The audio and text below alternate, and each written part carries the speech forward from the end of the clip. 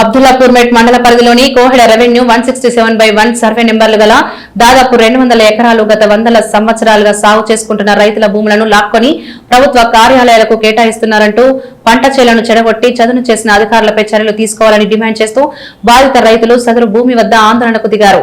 సుమారు 150 మంది రైతులు వందల సంవత్సరాలుగా పంటలు పండించుకుంటూ జీవనం సాగిస్తున్నామని, తమకు ఎలాంటి నోటీసులు లేకుండా ఎలాంటి నష్టపరిహారం చెల్లించకుండా రాత్రికి రాత్రే రెవెన్యూ అధికారులు తమ పొలాలను పంటను చెడగొట్టి చదును చేయడం పట్ల ఆగ్రహం వ్యక్తం చేశారు.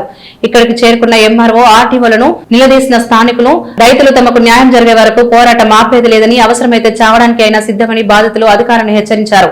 నిన్న సాయంత్రం భూమి వద్దకు వచ్చి రైతులతో చర్చించామని, వారు ఒప్పుకున్న తర్వాతనే చదును చేశామని, రైతుల డిమాండ్ మేరకు ప్రభుత్వంతో చర్చించి వారికి న్యాయం చేసే విధంగా చూస్తామని అబ్దుల్లాపూర్ మెట్ ఎంఆర్ఓ అన్నారు.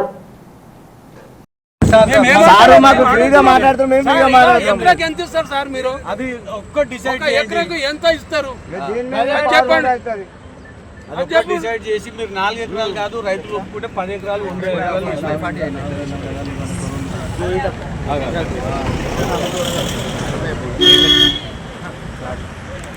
తీసుకుంటామా తెల్లారిదాకా అంతా వీకేసారు. మరి నేను దూడలు ఏమేస్తాయి, దూడల సొప్ప అంతా నొక్కి పడేస్తారు. నేను ఆగు ఆగు అన్నారు, ఆగు అన్న ఊకున్నా ఆ సొప్పను తెల్లారిదాకా అంతా నొక్కి పడేస్తారు. మరి దూడలకు ఏమేయాలి ఇప్పుడు? అమ్మా వీళ్ళు అగ్రకాలం ముందు చెప్పుకోవాలి. మేము 4 రోజులు 5-10 రోజులు ముందు మా చిలక మాది, భూమి మాది, మీరు ఎందుకున్నా అని చెప్పుకోవాలి. నాకు ఈసారి చేయకుండా నేను నొక్కొని వెళ్ళిపోతురు. ఈ చోటు జామ్ ఓకేనే పెంచి ఆమె మీది అమ్మ రాజమ్మ ఏమన్నా కానీ నేను ఇవాళ ఉరి పెట్టుకొని అన్నది వస్తా, అంతా ఉరి పెట్టుకొని అన్నా చచ్చిపోతా. నేను చెప్తున్నా చెట్టు జామ వేయించుకున్నా చిన్నప్పటి సాని. ఇవాళ ఎమర్జెన్సీలు వచ్చి చొప్ప చేను వీకిరి ఆ దూడలు లేకుండా నా దూడలు చచ్చిపోతాయి. ఇవాళ అగో తెల్లారి తరకానే స్టాప్ చేసేసి రేపు రాని ఎవరు వస్తారో, ఏ ముఖ్యమంత్రి వస్తాడో, ఏ ఎమ్మెల్యే వస్తాడో నేను చెప్తా. ఉరి పెట్టుకొని ఆ చెట్టుకే ఉరి పెట్టుకుంటా రాని.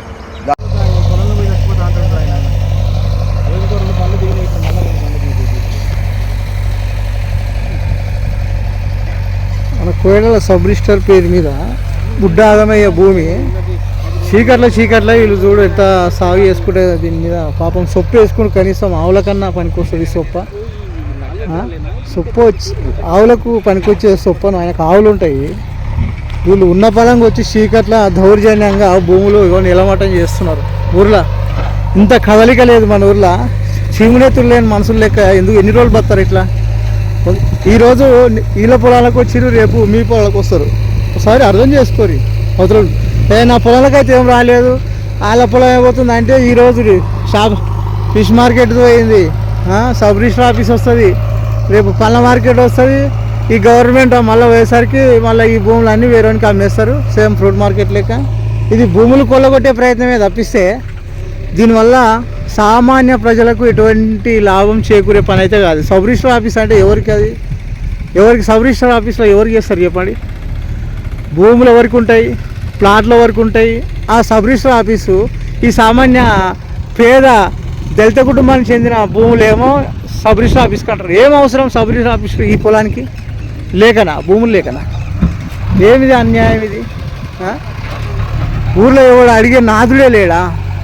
రాజకీయ నాయకులం అని చెప్పుకుంటా ముందే వచ్చి ముందు వరుసలో కూర్చొని డిబేట్లు పెట్టి అది మేము అది చేసినాం ఇది చేసినాం అని ఎన్ని రోజులు చెప్తారు ఈ కట్టుకథలు? అన్యాయం ఏ ఊర్లో ఉండదు, కానీ ఒక రైతుకు కామన్ గా ఆయనకు ఇట్లా చేసుకుంటామని ఇంత చీకట్ల దొంగతనంగా వచ్చి పని చేసుకోవడం ఈ గవర్నమెంట్ కు ఇలాంటి ఇన్ఫర్మేషన్ లేకుండా ఈ గవర్నమెంట్ వస్తే మన బతుకులు మారుతాయి అంటే పేదోళ్ళకు పట్టాలు ఇస్తా అంటే మేము ఆశపడి వస్తే ఈరోజు మొండి చేసి చూపించడం ఎంతవరకు కరెక్ట్? మేము చేసుకున్నాక వెళ్ళని కుటుంబాలు మావి, మేమే దాని మీద ఆధారపడి బతుకుతున్నాము. ఇంత అన్యాయం ఏ గవర్నమెంట్ కూడా ఇట్లా చేయలేదు. ఇంత వివక్షత ఎస్సీలు ఎస్సీ ఎస్టీ బీసీలు అంటే ఇంత పేదల బతుకులు మారుతాయని అనుకుంటే పేదల బతుకులు కాదు, ఉన్నోళ్ళ బతుకులు మారుతున్నాయి. పేదలకనే మిగిలిపోతున్నారు. అంటే ఇగో చీకట్ల ఈ డోజర్లు పెట్టి ఇటాచీలు పెట్టి పనులు చేస్తున్నారు దొంగతనంగా. చీకట్ల ఔటర్ రింగ్ రోడ్ పక్క పొంటే ఉన్నాం, మన కోయడగుట్ట పక్క పొంటి ఉన్న భూమిలో. సరే గమనించుకోరి కోయడ గ్రామ ప్రజలు.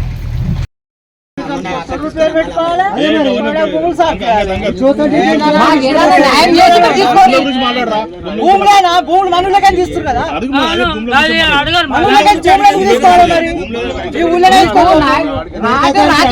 సాఫ్ చేసుకోవాలి ఏమవసరం మీకు, నైట్ వచ్చి సాఫ్ చేసుకోవాలి ఏమవసరం మీకు. బుడ్డ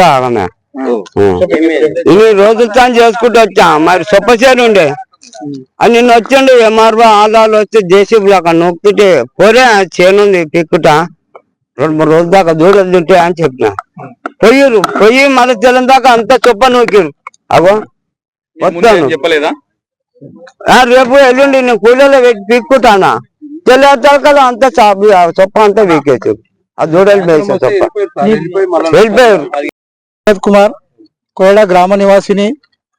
ఈ కోయడగుట్ట చుట్టుముట్టు 167/1 సర్వే నెంబర్లో దాదాపుగా రైతులకు ఎస్సీలకు బీసీలకు సంబంధించిన భూమిలో ఎవరికి ఎటువంటి ఇంటిమేషన్ లేకుండా, ఇంతకుముందు దిల్ కంపెనీ అన్నారు, తర్వాత హౌసింగ్ బోర్డు అన్నారు, ఎవరొకరు వాళ్ళే క్లారిటీగా లేకుండా ఎటువంటి నోటీస్ లేకుండా రైతుల భూములన్నీ ఉన్న పలంగా నైటే వచ్చేసి సాగు చేసుకుంటే ఇబ్బందులకు గురి చేస్తున్నారు. ఓన్లీ ప్రధానమైన ఆధారం ఈ భూముల మీదనే మేము బతుకుతున్నాం. ఎస్సీలకు బీసీలకు సంబంధించిన భూములనే బతుకుతున్నాము. ఎటువంటి నోటీసులు లేకుండా లాక్కోవడం అయితే ఇది మంచి పద్ధతి కాదు. మేము కలెక్టర్కి చెప్తే కలెక్టర్ ఇక్కడ రాసినాను, ఎంఆర్ఓకి చెప్పి రాసినాను, ఎంఆర్ఓ దగ్గరికి పోతే కలెక్టర్ నుంచి ఆదేశాలు రావాలని ఆయన చెప్తాడు. ఇదంతా దోపూజులు ఆట లెక్క చేస్తున్నారు. భూములు ఔటర్ రింగ్ రోడ్ పక్క పంటే ఏకసారిపడాలు అన్నింటికి ఇంతకుముందు నష్టపరిహారం ఇచ్చారు. 548లో 507 సర్వే నెంబర్లు నష్టపరిహారం ఇచ్చారు. మన సావుకారు గుట్టల 118 ఎకరాల భూమి అది గిట్ల ఎటువంటి నోటీస్ లేకుండా ఇన్ఫర్మేషన్ లేకుండా ఓన్లీ మా ఎస్సీల బీసీల భూమి మీద కన్ను పడ్డది. ఈ భూములు అన్ని కొల్లగొట్టే ప్రయత్నం చేస్తున్నారు. ఊరోళ్ళు గిట్ల కొంతమంది పెద్ద మనుషులు ఉన్నారు. సాటుగా ఏమేం చేయాలి అని వాళ్ళకందరికీ ఇంకేం చెప్పుకుంటా మా భూములన్నీ ఓన్లీ ఎస్సీల బీసీలకు సంబంధించిన భూములనే పడ్డారు. ఎకరాలు దోసుకుంటే మాత్రం మా వాళ్ళకి కొద్దిగా చైతన్యం లేక ఎవరు అడిగే సిచ్యువేషన్ లేరు. విభజించి పాలించు అనే విధంగా ఈ భూములన్నీ కొల్లగొట్టే ఇదే పద్ధతిని అవలంబించుకుంటా అందరిని దూరం చేసుకుంటా నీకుంటాయారా నీకేడుంటాయారా ఎక్సాలు పట్టలేదు ఎక్సాలు అదే 40-50 ఎన్నేళ్ళ సంది పశుగ్రాసం వేసుకుంటే నైటే వచ్చేసి సాఫ్ చేసి జొన్నసేన వేసారు. సార్ రేపు కోసుకున్నాం కదా అంటే లేదు మాకు వచ్చిన నోటీసులు మేము అయితే ఎవరు ఆపేయలేదు, ఇది ఎవరు వచ్చినా కానీ కేసులు అయితే అని చెప్పి కేసులు పెట్టి ఇలా భయభ్రాంతులకు గురి చేసుకుంటే ఇట్లా ఇన్ని రోజులు ఇట్లా మేము మా బతుకులు ఇదేనా గవర్నమెంటే మాకు ఉపాధి చూపించాల్సింది పోయి మా దగ్గర ఇన్ని రోజుల సంది సాగు చేసుకుంటున్న వాళ్ళ మీద మనలను ఉపాధి మొక్కుకుంటా మమ్మల్ని ఇబ్బంది పెట్టే ప్రయత్నం చేస్తుందంటే ఇక్కడ మా పరిస్థితి ఏంది? అది మాకు నష్టపరిహారం చూపించిన తర్వాతనే ఇక్కడి నుంచి భూమిలోకి అడుగు పెట్టి తీసుకుంటే మాత్రం బాగుంటది. లేకపోతే మాత్రం మేము దేనికైనా తెగించి ఏ దానికైనా ఇబ్బందులు లేకుండా చానికైనా రెడీ చంపనికైనా రెడీ. అంత తెగింపు మా దగ్గరకు వచ్చిందంటే అంత ఇబ్బందులకు గురవుతున్నాం. ఒక్కొక్క ఇంట్లో 4 కుటుంబాలకి ఇట్లా సంసారాలు చేస్తున్నా ఇట్లా బతకలేని సిచ్యువేషన్ దాపరిచ్చింది కోయర్లా. ఎవరు అడగాలి? అధికారులు అడగాలి. అది ఒకసారి సర్వే చేసి మా ఇళ్ళకి వచ్చి చూడండి మా పరిస్థితులు. ఒక 100 గజాలలో 3-4 సంసారాలు చేస్తున్నారు. ఎవరిని అడగాలి? మేము ఎమ్మెల్యే పక్క పంటే ఉన్నాడు 53వ డివిజన్ ఆయన పేరు పెట్టుకుంటాడు. మా ఊర్లోకేంచి చేపల మార్కెట్ మా ఊరికేంచే, ఫ్రూట్ మార్కెట్ మా ఊరికేంచే, అన్ని మా ఊరికేంచే. పేరు మాత్రం నీ ఊరు పేరు పెట్టుకుంటున్నావు. నువ్వు ఎవరు అడిగాలి మిమ్మల్ని? మా బాగా మాకు అర్థమవుతుందా మీకు? కళ్ళకు అద్దినట్టుగా అనిపిస్తాయి. మా ఇళ్ళలో సర్వే చేయండి, ఎవరెవరికి ఇండ్లు ఉన్నాయి, ఎవరెవరికి భూములు ఉన్నాయి, అన్ని రకాలుగా చూస్తే మీకు అర్థమవుతుంది. మా బాగా అర్థం చేసుకొని ఎమ్మెల్యే గారు దయచేసి నష్టపరిహారం ఇచ్చిన తర్వాతనే ఈ భూమి తీసుకోవాల్సిందిగా మా విజ్ఞప్తి. మాది కోయడ సర్వే నెంబర్ 167/1. అందులో భూమి బాధితులు 150 మంది ఉంటారు. అందరూ సాగు చేసుకుంటారు.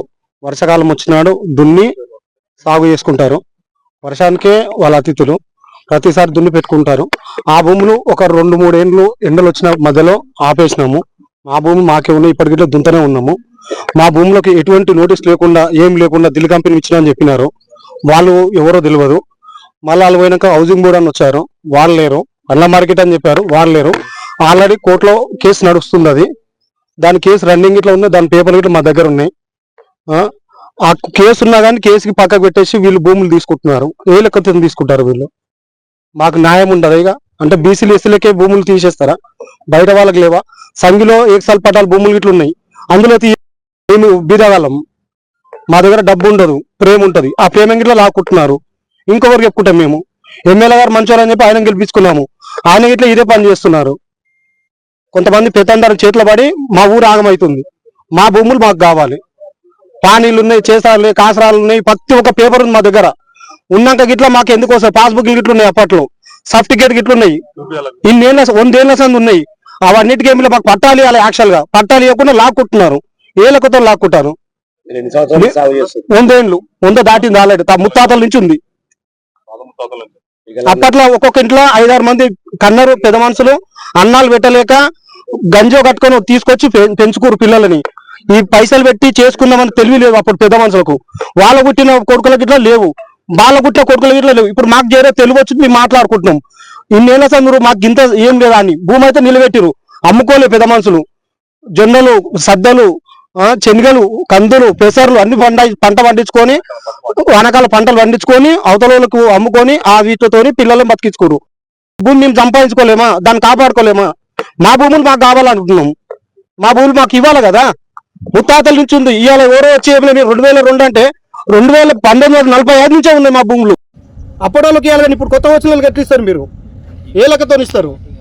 మా భూములు కావాలి. ఏదైతే ప్రభుత్వం సబ్ రిజిస్టార్ ఆఫీస్కు స్థలం కేటాయించిందో ఆ స్థలాన్ని నిన్న ఇక్కడ క్లీన్ చేయడానికి వచ్చినప్పుడు ఇక్కడ సంబంధిత రైతు, సంబంధిత వ్యక్తులు అందరు ఇక్కడ ఉన్నారు. నిన్న వాళ్ళతో మాట్లాడడం జరిగింది. మాట్లాడిన తర్వాత సుమారు 4 గంటల ప్రాంతంలో మాట్లాడిన తర్వాత వాళ్ళంతా ఒప్పుకున్న తర్వాత 4:30 ఇక్కడ పోయినా వాళ్ళు సబ్ రిజిస్టార్స్ కూడా ఇక్కడే ఉన్నారు 4. వాళ్ళు ఒప్పుకున్న తర్వాత వాళ్ళు క్లీనింగ్ స్టార్ట్ చేసారు. వాళ్ళందరూ ఇప్పుడు ఒప్పుకొని పోయి మళ్ళీ తెల్లారి టెంట్ వేసి మళ్ళీ మేమేదో కాల్చుకొని చేసినట్టుగా వాళ్ళు మళ్ళీ క్రియేట్ చేయడం జరుగుతుంది. అయినా వాళ్ళకి ఏదైతే హక్కులు ఉన్నాయో హక్కులు మొత్తం మేము ప్రభుత్వం దృష్టికి తీసుకుపోతాం, సానుకూలంగా స్పందిస్తాం. ఏదైతే వాళ్ళు అడుగుతారో వాళ్ళ డిమాండ్స్ మొత్తం మేము ఆర్డీఓ సార్తో మాట్లాడి నిన్ననే వాళ్ళ ఒపీనియన్ ఏముందో మొత్తం క్లియర్గా చెప్పిన తర్వాత వాళ్ళు ఒప్పుకున్నాక మళ్ళీ పొద్దున మళ్ళీ ఇట్లాంటి ఇష్యూస్ క్రియేట్ చేస్తున్నారు. అయినా కానీ వాళ్ళ తరపుకెళ్ళి ఎటువంటి ప్రభుత్వంకి మనకు వాళ్ళు ఏమైతే అడుగుతున్నారో వాళ్ళ నష్టపరిహారం ఏమైతే అడుగుతున్నారో ఖచ్చితంగా ప్రభుత్వ దృష్టికి తీసుకుపోతాం. ఏదైతే చట్టపరంగా వచ్చామంటే ఖచ్చితంగా ఇప్పిస్తామని తెలియదు. అది క్లారిటీ లేదు, చెప్తాం. Okay, thank you.